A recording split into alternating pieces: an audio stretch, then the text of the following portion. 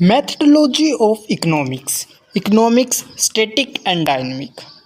तो यह बताया गया है कि इनका क्या मतलब है, कैसे ये दोनों अलग अलग हैं, मतलब स्टैटिक और डायनेमिक, और इनका इकोनॉमिक्स में क्या इम्पोर्टेंस है। साथ ही बताया गया है कि इनका हिस्टोरिकल और मॉडर्न रिलेवेंस क्या है। Evolution of dynamic analyse. तो डायनेमिक एनालाइज के बारे में सबसे पहले आप पढ़ेंगे हम 1925 मतलब 1925 से पहले उस टाइम पे डायनेमिक एनालाइज मेनली जो बिजनेस साइकिल जहाँ पर मतलब रिसेशन, डिप्रेशन से बूम, ये जो चीज़ हैं इसके ऊपर ही फोकस किया गया था, इसकी को ही एक्सप्लेन किया गया था। क्लार्क का एक्सेलरेशन प्रिंसिपल और अफ्तालियन की थ्योरी इसमें इंक्लूड थी। पोस्ट 1925 मतलब 1925 के बाद डायनेमिक एनालाइज में और भी चीज़ें इंक्लूड हुई, जैसे कि इनकम, ग्रोथ, प्राइस थ्योरीज को भी इसमें समझाना शुरू किया गया। इसमें जो इकोनॉमिक्स थे, फ्रीज, टिनब्रेगन, सैमुअल्सन, डायनेमिक मॉडल को और कंसेप्टलाइज बना दिया। रिसेंट डेवलपमेंट भी देखने को मिलते हैं, जैसे कि इकोनॉमिक्स जैसे सैमुअल्सन, हिक्स, क्लेन ने और डेवलपमेंट किया है। इन्होंने ऐसे मॉडल बनाए जो स्टेबिलिटी, फ्लक्चुएशन मतलब उथल पुथल वाले जो साइकिल्स, इनकम, ग्रोथ और प्राइस थ्योरी को एक्सप्लेन करता हो। तो किस प्रकार का नेचर हमारे स्टैटिक का, अब नेचर बात करें हम स्टैटिक की, तो स्टैटिक का नेचर कैसा है। इकोनॉमिक स्टैटिक्स को समझना इम्पोर्टेंट है क्योंकि ये डायनेमिक का बेस है। स्टैटिक एनालाइज किसी एक समय मतलब पॉइंट इन टाइम पे इकोनॉमिक्स वेरिएबल को एनालाइज करता है। ये एज्यूम करता है कि कुछ कंडीशन कांस्टेंट रहती है। स्टैटिक वेरिएबल वे होती हैं जिसका वैल्यू टाइम के साथ चेंज नहीं होती। अगर वैल्यू टाइम के साथ चेंज हो जाती है, बदल जाती है, तो वो डायनेमिक हो जाती है। जैसे इसमें दिखाया भी गया है, एक सिंपल ग्राफ दिखाया गया है जहाँ डिमांड और प्राइस का रिलेशन एक्सप्लेन किया गया है। ये स्टैटिक एनालाइज का एग्जाम्पल है, वेरिएबल को सेम टाइम पे रिलेट किया गया है। अब बात करेंगे हम स्टैटिक एनालाइज इक्विलिब्रियम की। तो इसमें क्या है, दो चीज़ें, एक तो मैक्रो एक माइक्रो। तो मैक्रो स्टैटिक्स माइक्रो लेवल पे इक्विलिब्रियम बताता है। डिमांड और सप्लाई करो के इंटरेक्शन से प्राइस डिसाइड होता है। एग्जांपल, अगर डिमांड करो और सप्लाई करो एस एक पॉइंट पे मिलते हैं, तो उस पॉइंट पे प्राइस और क्वांटिटी दोनों सेम हो जाती है, तो इक्विलिब्रियम कहलाता है। मैक्रोस्टैटिक्स पूरी इकोनॉमी का इक्विलिब्रियम दिखाता है, जैसे केन्जियन मॉडल। इसमें एग्रीगेट डिमांड, एग्रीगेट सप्लाई एक ही टाइम पे एनालाइज की जाती है। एग्जांपल, नेशनल इनकम का इक्विलिब्रियम तब होता है जब पूरे देश की टोटल डिमांड और सप्लाई मैच हो जाए।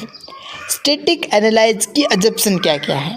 कांस्टेंट कंडीशन, सबसे पहले अजम्पशन, कुछ चीज़ें कांस्टेंट मतलब बदलती नहीं मानी जाती है, जैसे इनकम, टेस्ट, प्रोडक्शन टेक्निक।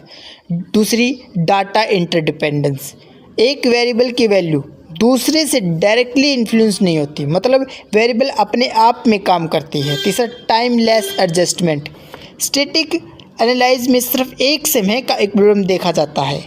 ये नहीं बताता कि इक्विलिब्रियम तक कैसे पहुंचता है, सिर्फ फाइनल पोजीशन दिखाता है। अब बात करते हैं कंपैरेटिव स्टैटिक की।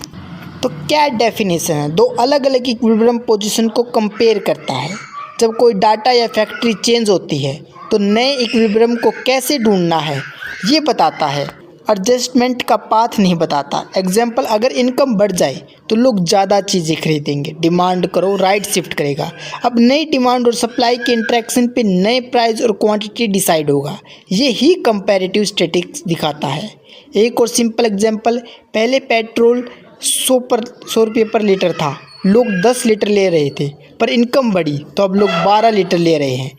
नए प्राइस और क्वांटिटी का कंपैरिजन निकालने के लिए हम कंपैरेटिव स्टैटिक का यूज करते हैं।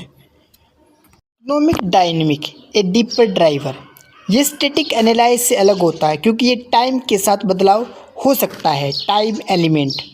डायनेमिक में टाइम इंपॉर्टेंट होता है, ये दिखाता है कि एक वेरिएबल दूसरे वेरिएबल के साथ अलग अलग समय पर कैसे कनेक्टेड है। एग्जांपल, इनकम बढ़ी तो अगले महीने डिमांड बढ़ेगी, मतलब क्यूज और इफेक्ट्स सेम टाइम पे नहीं बल्कि टाइम के गैप के साथ होता है। सेल्फ जनरेटिंग, सिस्टम के अंदर ही चेंजेस होते रहते हैं। कोई भी चेंज दूसरे चेंज को जन्म देता है बिना एक्सटर्नल शॉक के भी। एग्जाम्पल, इन्वेस्टमेंट बढ़ा, इनकम बढ़ी, डिमांड बढ़ी, फिर से इन्वेस्टमेंट बढ़ा, ये एक इंटरनल चेन रिएक्शन है।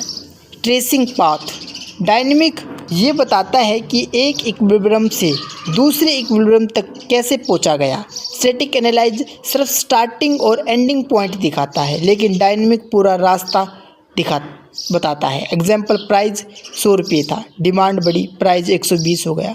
डायनेमिक ये समझाता है कि कैसे और कितने स्टेप में प्राइस 100 रुपये से 120 रुपये तक गया है। Hicks definition and expectation, Hicks कहते हैं जब भी हम किसी क्वांटिटी को टाइम के साथ लिंक करते हैं तो वो डायनेमिक होता है। सैमुअल्सन कहता है कि सिर्फ डेट देना इनफ नहीं होता।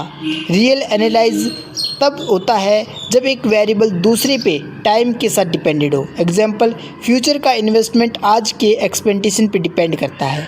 जैसे लोग सोच रहे हैं कि आने वाले टाइम में डिमांड बढ़ेगी तो आज की प्रोडक्शन बढ़ा देंगे। रोल ऑफ एक्सपेक्टेशन, लोग फ्यूचर को सोच कर डिसीजन लेते हैं। इकोनॉमिक्स में ये एक्सपेक्टेशन काफ़ी इंपॉर्टेंट है कि specially in dynamic model. Example, अगर लोग सोच लें कि पेट्रोल महंगा होने वाला है तो वो आज ही ज़्यादा पेट्रोल खरीद लेंगे, इससे प्राइस और डिमांड दोनों पे असर बढ़ेगा। Significance of economics dynamic realism, dynamics real life situation के बेहतर एक्सप्लेन करता है, क्योंकि लाइफ में सब कुछ एक टाइम पे नहीं होता, सब कुछ ग्रेजुअली धीरे धीरे होता है। लैग्स एंड ग्रोथ, कई बार वेरिएबल तुरंत रिएक्ट नहीं करते, टाइम लगता है। ग्रोथ मॉडल में ये समझना इम्पोर्टेंट है। एग्जाम्पल, अगर सरकार ने आज इन्वेस्टमेंट बढ़ाया है तो ग्रोथ अगले साल हो सकती है। बिहाउंड साइकिल, तो पहले डायनेमिक सिर्फ बिजनेस साइकिल के यूज होती थी, अब इसे लॉन्ग टर्म ग्रोथ समझने के लिए भी यूज किया जाता है। एग्जाम्पल, इंडिया के लॉन्ग टर्म जीडीपी ग्रोथ को समझने के लिए डायनेमिक यूज करते हैं। If you want PDF, then join the Telegram group, and if you want to buy a book, then also available Amazon link in the description. Thanks for watching. Subscribe and like.